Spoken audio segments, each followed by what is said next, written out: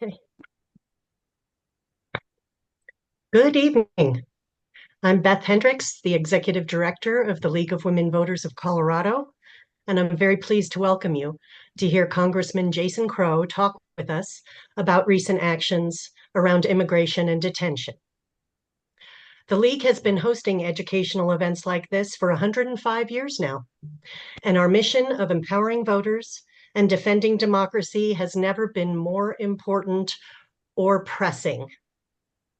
I hope you all saw that 2 days ago, the League sued the Trump administration regarding the recent executive order on elections, challenging the order's usurpation of powers, including its directive for the U.S. Election Assistance Commission to change the federal voter registration form to require submission of documents to prove citizenship, which many Americans do not have and cannot readily acquire.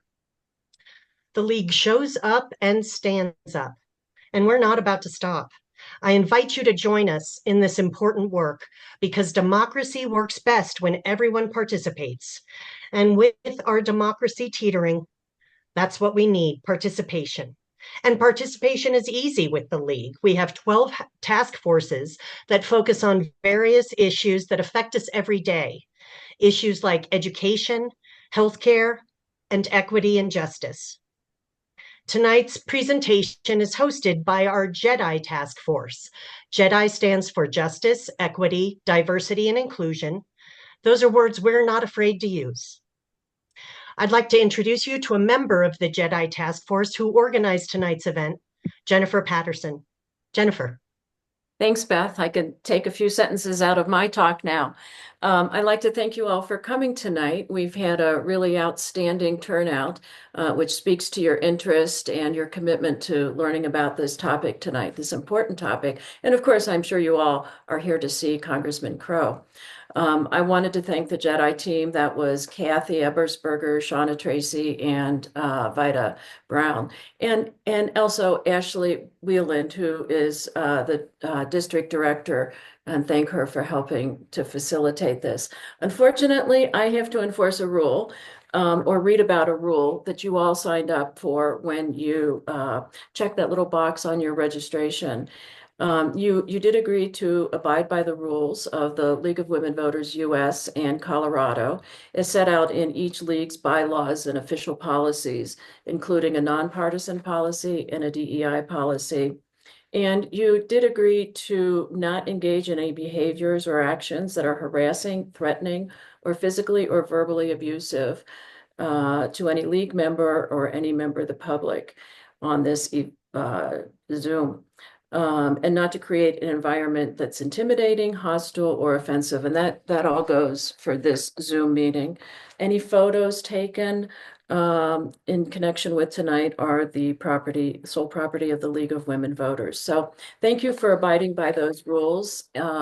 We do appreciate that. I'm really honored to welcome Congressman Crow.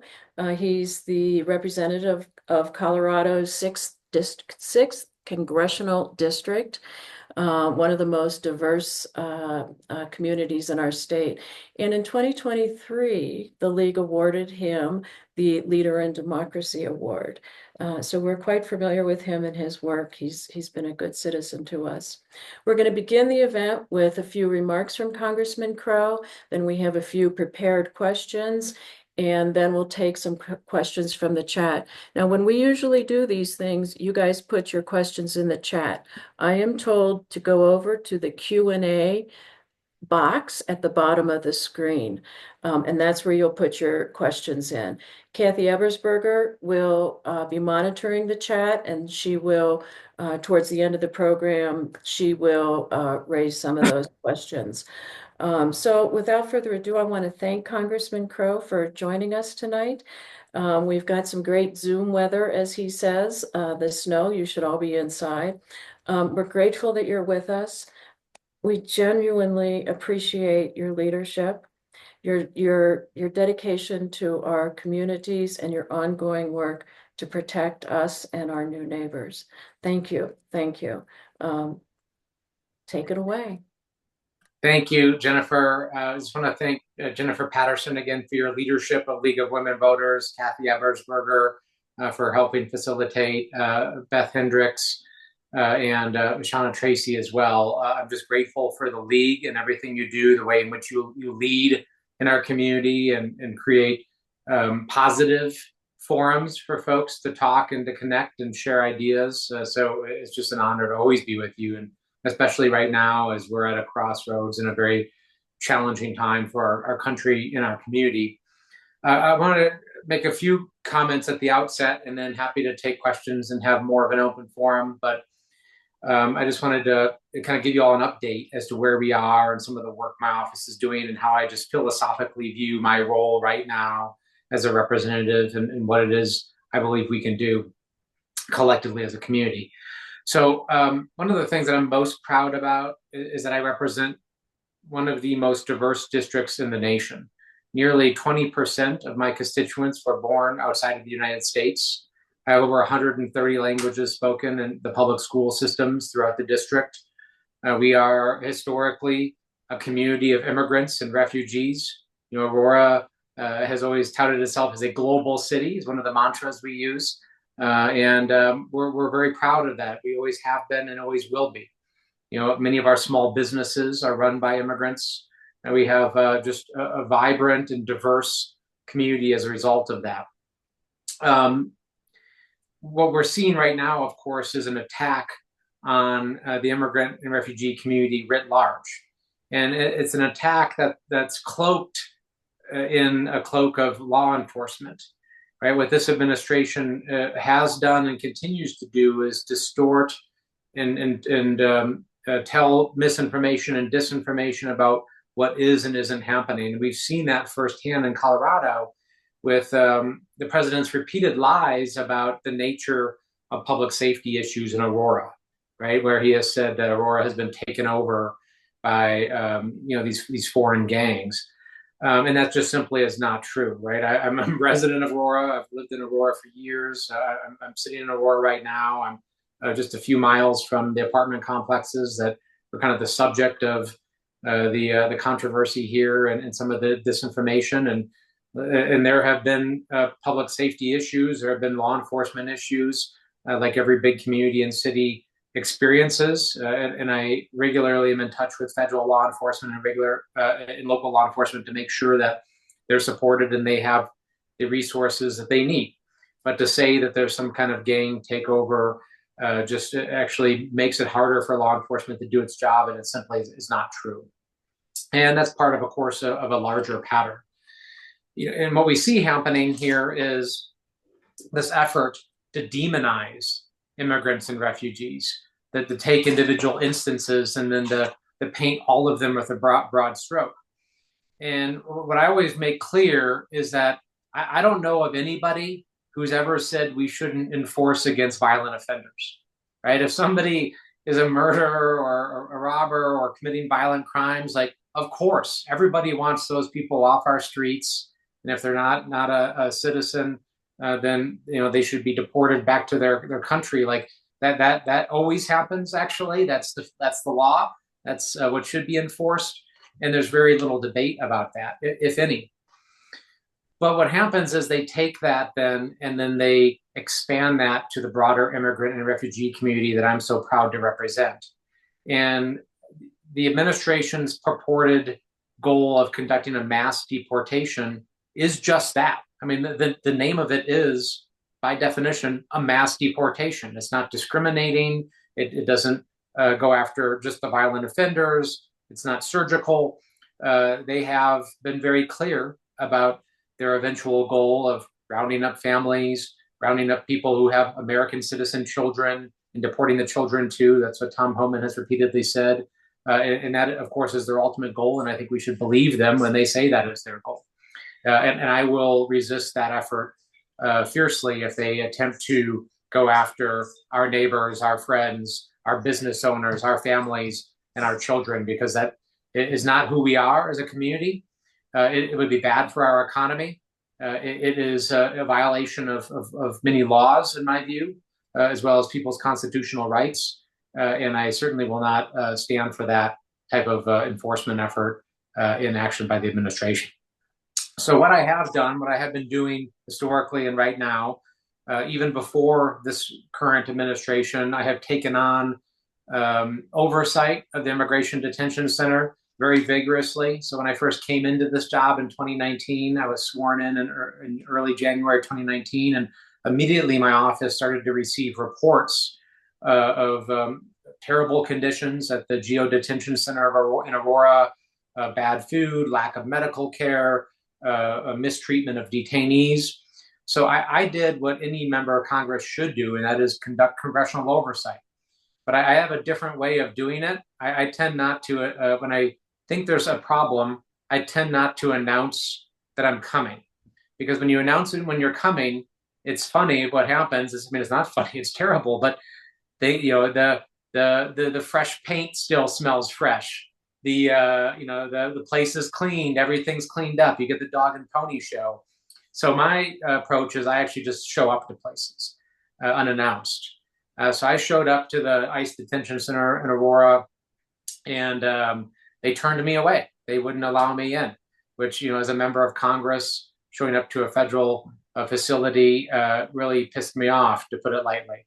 Then I showed up again, and they turned me away again. It took me 3 attempts in about a month to eventually get admission to this facility.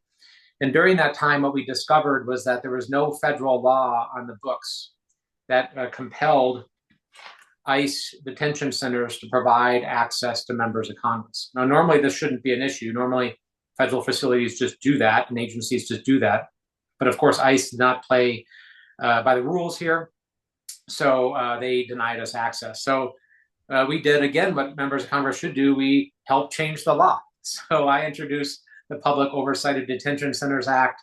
We were able to get that into the appropriations process and change the law so that now ICE, CBP, and HHS facilities are required to provide immediate access to members of Congress to their facilities, and then up to 24 hours of advance notice access to their staff members, which has allowed us to conduct a new type of oversight and to be regular about it.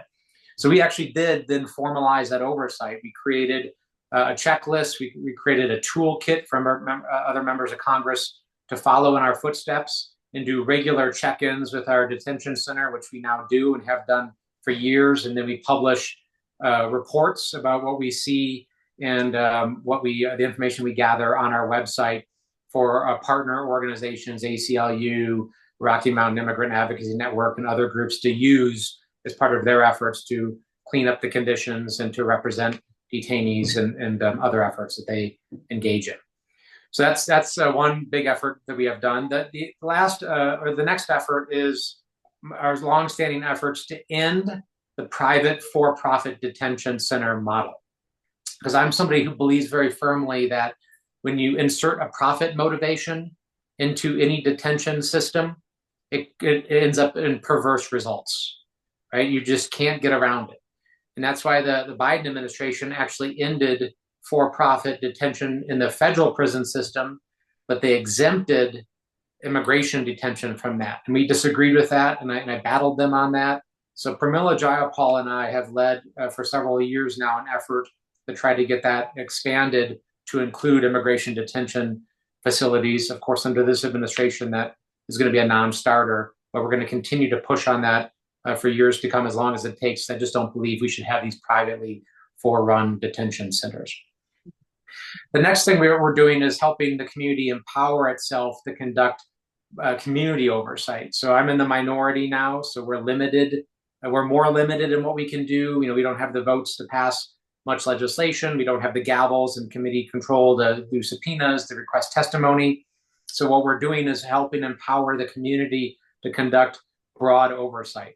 And we're seeing examples of that around the country. You're seeing people, take iPhone videos of these raids, and take iPhone videos of people basically being kidnapped off the street, in lots of egregious examples. So the community would or can and should be our eyes and ears here, right? And there is tremendous value, there's power in folks around the community watching what's happening and reporting to us, reporting to the media about what's being done in their name. So we're helping folks do that. And the other piece is know your rights. So we actually created know your rights cards and information handouts, and we've been distributing those to the community, to legal organizations, to advocacy organizations as well, so that people really do know what their rights are and what federal agencies can and cannot do. So those are some of the efforts. We have others that are in the works. I don't want to go on for too long here. I want to get to the question and have more of a conversation, but we are taking this extremely seriously. I know what direction this is heading. I'm very troubled by it. You can certainly count on me and my team to make sure that we are, with extreme vigor, addressing this issue and protecting our families and protecting our children. Thank you. You've already answered 1.5 of my questions. So I'm going to step back and flow you into some other questions. But can you just explain how some of this immigration enforcement by the DHS and ICE are infringing on constitutional rights? Sure. Well, we're seeing this actually happen already, right? I actually had a debate. I have this tendency to go on, Fox News. I go on conservative stations, and I debate, because I think we have to show up everywhere, and I think we have to be willing to tell people what we believe and have vigorous debate. So actually, I had a big debate with Brian Kilmeade about this on Fox, on his Fox podcast a couple of weeks ago. And I told him, I said, listen, I don't have a problem with 260 violent gang members being deported, but the problem is there's no due process here. Like ICE literally has gone and they've done these sweeps, and they've grabbed a bunch of people. They haven't checked them. They haven't vetted them. They disregarded their ability to have legal counsel. They threw them on a plane, and they have tried to send them to this, notorious Salvadoran mega prison. And I said, you know what? In the United States of America, the Constitution and the due process and the Bill of Rights exists to protect the innocent, right? And it puts a presumption and it puts a burden on the government to prove certain things and meet a criteria to go through that due process to then enforce the law and do certain things like expel somebody from the country. And I said, it's only a matter of time. I told him this a couple of weeks ago. I said, it's only a matter of time before innocent people get swept up. It's going to happen.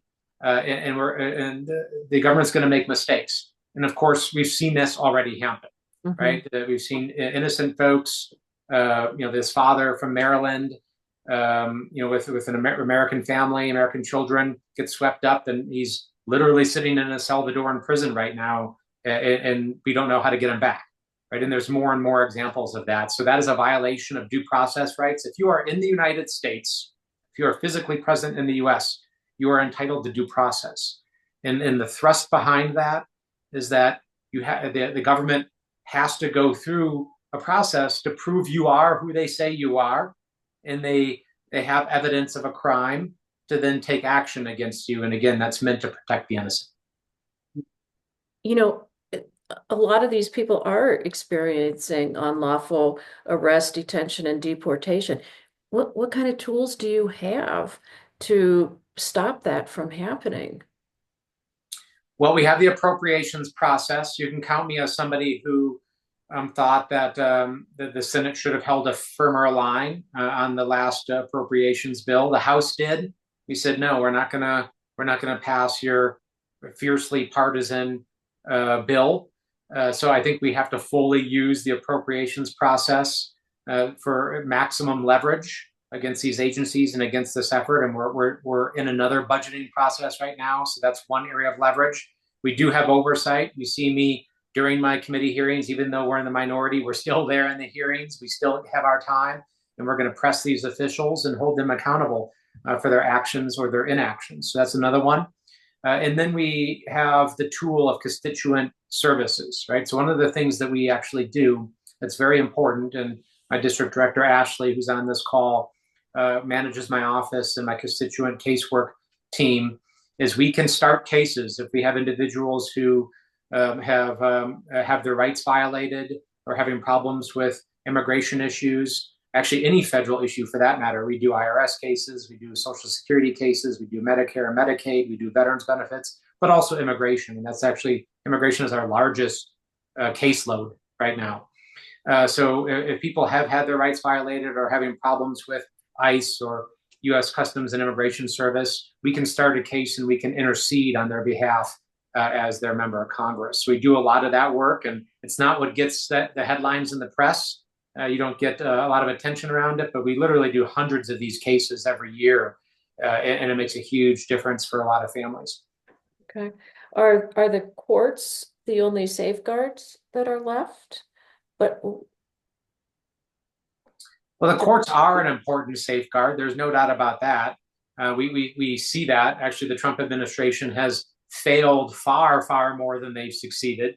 Right? They've tried to do things that are pretty gratuitously unconstitutional, and the courts have stopped that.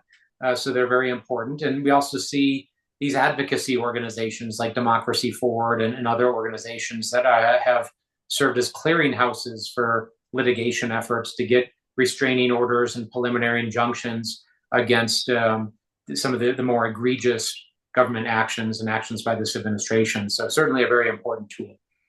It's just scary as kind of an average citizen watching.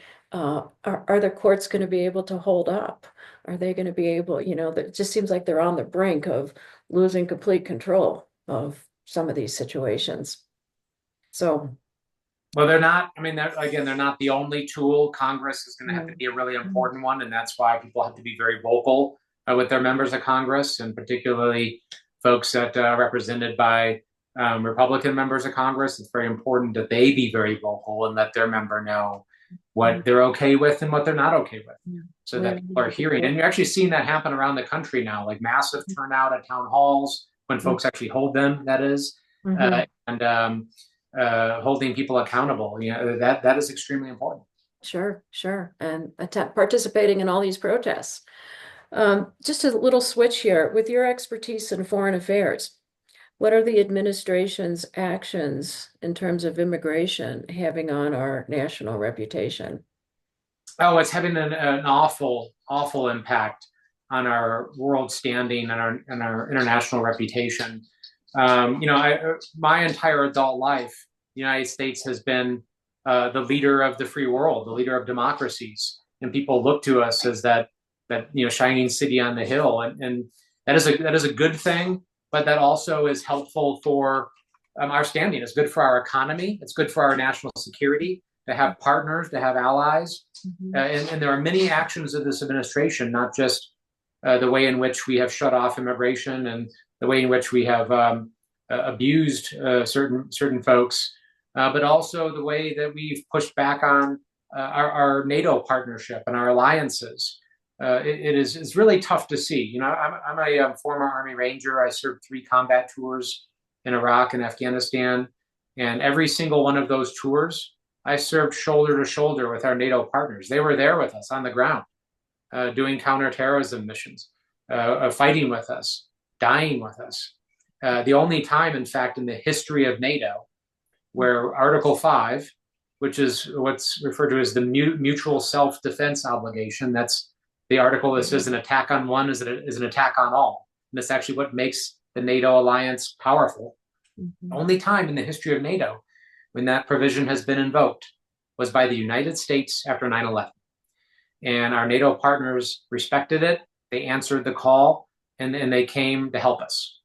And now for us to sit here and to malign them and basically say they need to pay up or we're not going to do anything to help them, really is tough to stomach, right? And that's not to say that I don't believe that people should pay their fair share, because I do.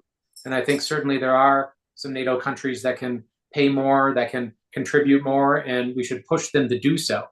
But to deduce a partnership or a friendship to a business transaction just minimizes and degrades the nature of that relationship.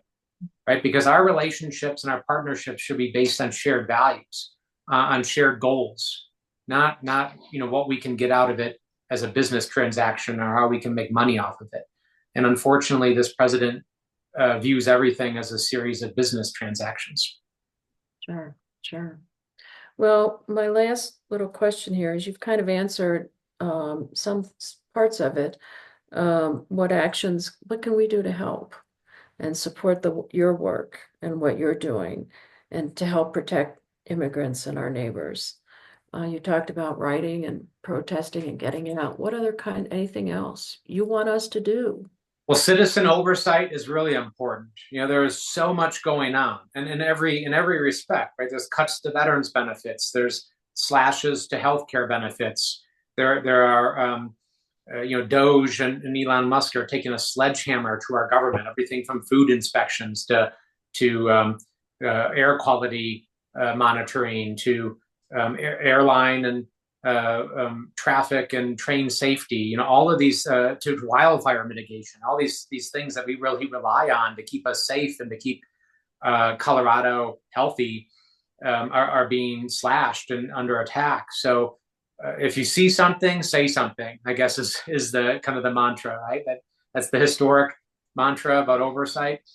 So record videos if you see problems, take notes of things, observe what's going on in your government agencies and in our community, and help me understand, be my eyes and ears as we do this work, so we can get a complete picture of what's happening and what we need to do to respond to it. Mm-hmm. And then talk to people, right? I think one of the hardest challenges is talking to people who don't necessarily agree with you, right? It's easy actually to sit in a group of people who all agree and talk talk about things we all agree on. But the real hard work and the real important work is extending to that neighbor, extending to that member of the Rotary Club, extending to that colleague, and starting a respectful conversation about how we can reinvigorate a respectful debate in our country again, and how we can bring people back into the fold who may have turned in a different direction. That is actually the essential part. And that's not something that I can do as a member of Congress. That is a community function. And that's what you all have to do to reinvigorate our civic life in America that's been really the fabric of our democracy. Yeah, that is so hard to do. I know. And it's almost like it's one conversation at a time. That's about all you can. Yes. It's hard to make that. And you have to keep working it and, providing little pieces of information and facts. But I agree. We've got to talk more to people that aren't like us. So, well, thank you. Those are my series of questions. Kathy, have you seen anything in the chat you want to raise? I think you're on mute, Kathy. The two most prevalent questions in the chat are the first one concerns El Salvador. Why can't we get the innocent people back? Is it a failure of will? Are there members of Congress, perhaps on the Republican side, that have more of an ear or have more of the ear of the immigration people? Is it really true we can't get them back? Yeah, it's such an excellent question. And to be honest with you, I don't yet have the answer to that. I know that that's been a challenge. I'm not sure why it's been that big of a challenge. I know El Salvador, their president is an eccentric personality and has fashioned himself as a Donald Trump type of leader in El Salvador. And their prisons are pretty notorious places and pretty brutal places. So, but sitting here now, I can't tell you the specific reasons why we couldn't send someone from Customs and Border Protection or ICE or DOJ down to El Salvador and say, you know what, we made a mistake. Let's get this father back home to his family, because we should be able to do it. Right? Is there any effort in Congress to push on that? Yeah, I believe. Is there a ball rolling to try to get him back? It's my understanding that person's member of Congress is working with the family to try to get that individual back. That is my understanding. But when members of Congress start cases on individual members, that is highly confidential information. So if somebody comes to my office and contacts Ashley or one of my team and opens up a case, they sign a release form, and we maintain strict confidentiality over that information so that we can have, it's kind of like doctor client or doctor patient privilege or lawyer client privilege, very similar. So I cannot tell you the status of that case for that reason. Okay. The other big issue is the student visas and the revocation of visas due to the exercise of people's First Amendment rights. That due process violation is so extreme, and then the kidnapping that we all saw is so horrible and cuts so closely to the rights of American citizens. These are people who are legally in the country. Some of them are permanent residents. Is there any kind of pressure to stop them from going through these students' cell phone records or whatever social media records that they're going through? How can we stop that? Yeah, it is sickening, and it's not who we should be as a country, right? Under no circumstances should somebody be targeted for enforcement or deportation because of their exercise of free speech or their nonviolent beliefs, right? Period. Right, and that's appears to be what's happening here, right? They have lists that they've generated of people that are exercising their First Amendment rights, and the administration doesn't like what they have to say or disagrees with their beliefs, and they are targeting those individuals. That is extremely, extremely dangerous stuff, and we just cannot tolerate it, right? And even if I don't agree with what people have to say or their beliefs, this is the United States of America, right? I went to war and fought for people's First Amendment rights. Americans have given their lives for people to get up and exercise freedom of speech and even say things that we don't agree with. But that is America. And the idea that somebody's going to be targeted for that and deported when they're a legal permanent resident or green card holder should be intolerable.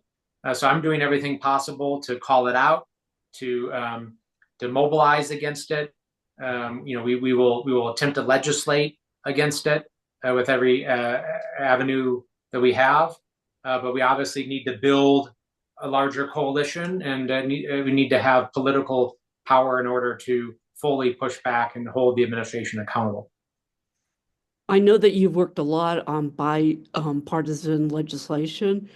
Is there any kind of bipartisan effort to push back against this? I mean, it seems to me that even the most right-wing conservative would agree that that is a violation of fundamental freedoms in the United States.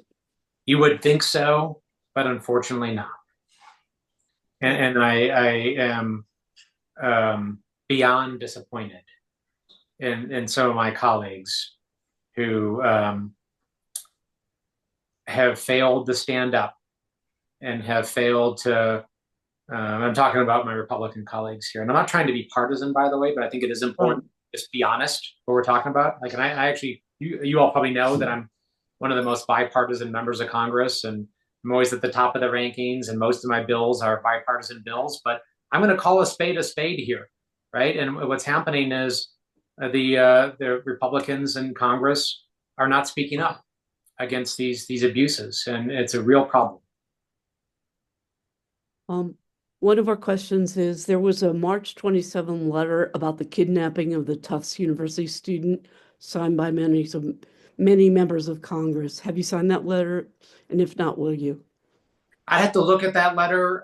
It's probably not surprising to you that we are dealing with a torrent of letters. I mean, literally hundreds of different letter efforts happening in any given week. So my team is doing the best they can. We're dealing with casework and hundreds of cases and legislation and appropriations and letters. So I can't tell you I think we probably receive, dozens of letters on immigration issues weekly. I don't know which specific letter you're talking about, but I'll certainly loop back with my team and we'll take a look at it. Okay. The visa revocation has hit Colorado. There's approximately 10 CU and CSU students that have been affected, and they're targeting Muslims and pro-Palestinian students. Are you planning to publish a statement that condemns the revocation of the Colorado students? Well, we're working very closely. As you might know, the Anschutz Medical Campus and your University of Colorado has a sizable student population at the medical campus. So we're working very closely with the universities and with the colleges to understand those cases, to see what's happening, and to try to address them through constituent casework if necessary, which of course we can't talk about any one of those cases. But we are working hard to figure out the best response right now and gather more information to figure out what exactly is happening. Thank you. Great. And Kathy and team, I do know the Congressman, due to scheduling, has to get off in about 5 minutes. Our team will be staying on to answer more questions, but maybe give one more question and then the Congressman can say a few words before he has to jump to his next event. Okay, thank you. The GEO contract expires in the fall of 2026. A group is working to try to shut it down, while aware that people would be sent to centers with worse conditions. Given this administration, how could the renewal ensure improvement in conditions, access to services, better visitation? And is your office able to participate in the negotiations? Yeah, well, as you might know, and as I talked about before, I have advocated for the termination of that contract in the past. We of course failed in that effort for a variety of reasons, mainly because both the prior administration and the current administration didn't want to change policy, and they wanted to keep these private detention centers, which of course I disagree with pretty vigorously. So we'll continue our efforts to try to end these contracts if we can, and if we're not able to end them, to try to move them in a better direction, right? So one of the issues that we've been dealing with is the access to healthcare, which continues to be a major problem. They don't have enough healthcare providers, and there have been issues with moving detainees with acute medical conditions to hospitals in a rapid fashion, and that delay has caused some health problems for a variety of detainees. So we're going to continue to push on that and see if by contract or otherwise we can continue to increase the quality of the care and the conditions in the facility. So if you think about this as a kind of a cascading series of preferences, my number one preference is to terminate the facilities, to get rid of them, and then if that fails, then we go to trying to do our best at actually increasing the health conditions and making it better and having better access to counsel in those facilities. So we will continue that effort. Okay. Can I ask one follow-up question? What can we do to prevent people in our facility, which seems to be a little better than others, to prevent them from being sent somewhere far away from their families? I don't know. We've had that problem. One of the things that ICE has done, and we've struggled with this, is they'll take someone, to your point, Kathy, and they will their counsel will be here in Colorado, their legal counsel and their family, and then they'll move them to a different facility. And we've struggled with getting oversight of that and warning of that, and control of that issue. We've written letters actually to ICE and to CBP and others to try to prevent that from happening, that practice. It probably is no surprise to you that we're not getting any responses from this administration to any of our requests.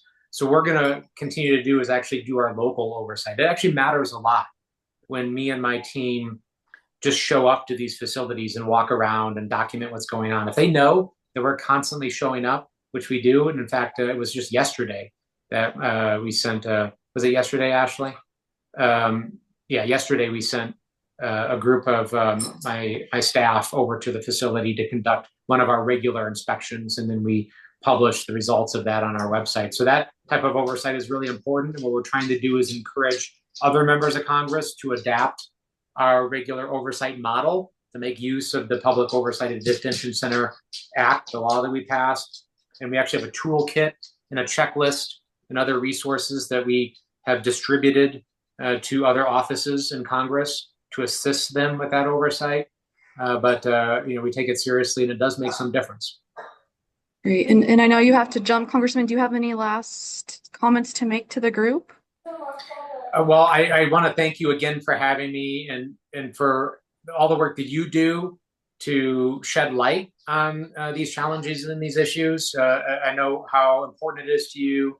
It's obviously something that I share and take very seriously. So let's continue this conversation, and please just stay active, stay involved and engaged, and do everything possible. I mean, I think we're in one of these moments in our nation's history where what's going to happen over the next 2 years or less is going to dictate for generations to come what type of country our children and grandchildren are going to live in. And we didn't ask for this moment. None of us woke up and said, well, we wanted to be in an era where our democracy is being challenged, where fundamental rights are being rolled back, where all of these abuses are occurring.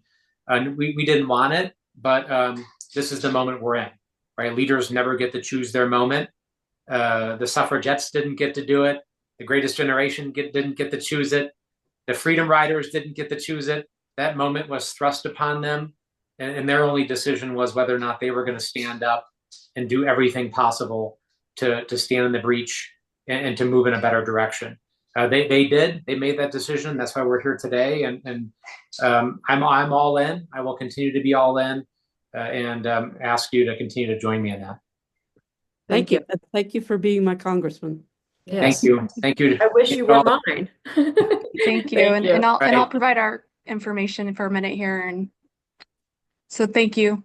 Yeah, Ashley, you can pop our contact information in the chat, right? So if people have issues or problems, or people they know that have casework issues, and you can reach out to our office. Yeah, I think we'll put together a nice email with all of the resources that you've helped us and let us putting together for them. That'd be really nice, Ashley. Yeah. Appreciate that. And the Know Your Rights materials that we built out over the last 2 months, we'll make sure you all have that. Okay. Yep, we'll send that all to them. But yep, thank you, Congressman. Well, Thank you. Enjoy your evening. Thank you. Bye. Thank you. Yeah, he's scheduled so very tightly. So I know that we had an hour. So if there's, I can make a few comments on what we're doing here in the state office, based on some of the questions we saw for oversight. Yeah. And I will say we have Mackenzie Follett. Is that how you say your name? Yeah. Oh yeah. Mackenzie's here too. Yeah. Who is the legislative director for the congressman. So we have two knowledgeable folks here who can get into some more of those questions in the chat, Kath. Yeah, the congressman said that someone from your office had recently gone to the Aurora Detention Center. Could you describe more specifically what the conditions are actually like there?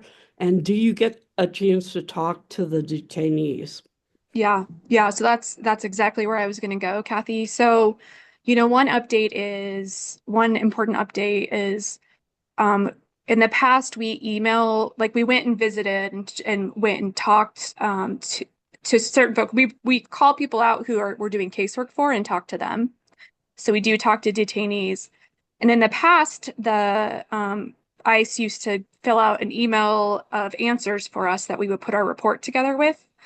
The DHS and ICE has said they're no longer going to provide us that email report. So now when we go in, we have to get that information by asking the questions. So it's actually made these an even more intense process of oversight. So we've changed our process so that we could ask the questions, because now we're not going to get emails on that. And so it's intense. We've been going in the past, we went in once a month in the last administration. Now we're going in twice a month, and we'll probably increase it even more. It is set up like a detention center, like a prison. That is what it is like. When we have complaints about issues from folks in the center, we go and ask about those. One of the complaints, as the congressman mentioned, is healthcare. So we check in regularly with the healthcare, with the doctor, the health administrator, who's a doctor who oversees it. We check in to see how many providers they have each time. We also have heard complaints about food. So we went in last time, we had heard some complaints about food.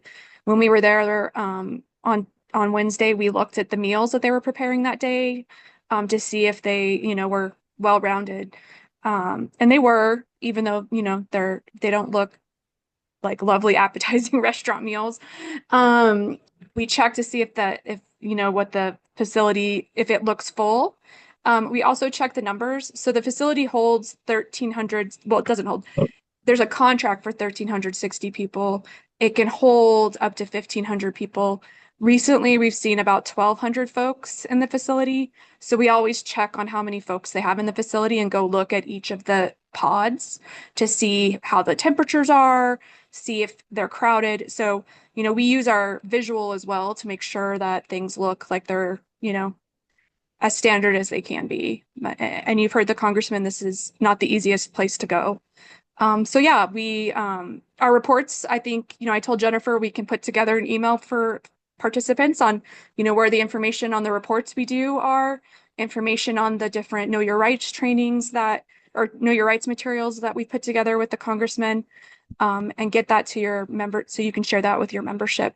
And if you do have folks, if there's folks in there that need assistance and their family is a constituent, or they need to connect with their own other delegation member. We help other delegation members connect with folks that they may have in there that they could do casework for. We do go in, and as the congressman said, every time we collect a couple casework forms, and they're called privacy release forms. So we pull people out and they fill out that form for us, and then it starts a case for us or one of our colleagues. And trying to help figure out where they are in the process. And we're asking questions about what's, that we're hearing about the changes in ICE rules. And another question we ask every time right now in Colorado, there's transgender pods. We're worried that might change. So we're checking to make sure those are still in place and people can still choose to be in those. So doing the oversight as we can with now, going in to get the information and not having as much reports provided to us through email by ICE. Are the transgender detainees getting medical care, like their hormone treatment and things like that? I've been told they are, but I think, there's still questions from their attorneys. We are not their attorneys, so I can't speak to their personal cases, but we've been told they are getting care and they are getting hormone care. What do they do all day? The detainees, they have a TV and everyone's watching. They're sitting at tables playing cards. That each area has a rec area that's covered, but so a lot of them use that. They have an outdoor space that we also check on and ask if they're being able to use that. But they're doing what folks do, and a lot of it is, sitting and talking and just being there waiting, and sometimes for a long time. When They also they oh, also have access to a legal library and other library materials. So on occasion, I think depending on their case and how long they've been at the facility, they certainly utilize that. And there are Yeah. spaces for them to meet with their legal counsel as well. Yeah, we regularly see attorneys going in to meet with their clients there. When we're there, we check on the legal library, and then Rocky Mountain Immigration Advocacy Center or network. They do presentations for the group on their knowing their rights, and that is still happening in the facility, which we check on if that's happening as well. I've What heard about discipline? Are there any kind of discipline issues? Like, are people being put in solitary confinement and things like that? Not to our knowledge. Okay. Are family There, members allowed to visit, and when are they told, I've heard where family members don't know where their loved one is. And are they able to connect with them in any way? Yeah, there are visits and times I regularly see family members going in to visit, and they have their own rooms to do that. So they do that, but yeah, I do think, there's the information has become more complicated for folks in finding their family members as enforcement is increasing. What about, are there any protections? Like if their families undocumented as well, I would think there's no way for them to visit them without being detained themselves. I can't get into this. I don't know the specifics of that. Okay. I would not think so. But I don't want to advise or, there's only so much we are doing casework and we are checking out how the facility is, but I'm not sure about, how folks would feel about going in. I've read that they're trying to expand the detention center there. Have you seen evidence of that? No, that is one question we ask every time. So Geo has a contract with ICE for the number of folks in, and they have not expanded that contract. And we do ask that every time we go in. Okay. I think Mackenzie, I don't know if Mackenzie had something to clarify that I did not know. It's okay. I have two things. In terms of solitary, the facility refers to it as a restricted housing unit. That is a separate housing pod.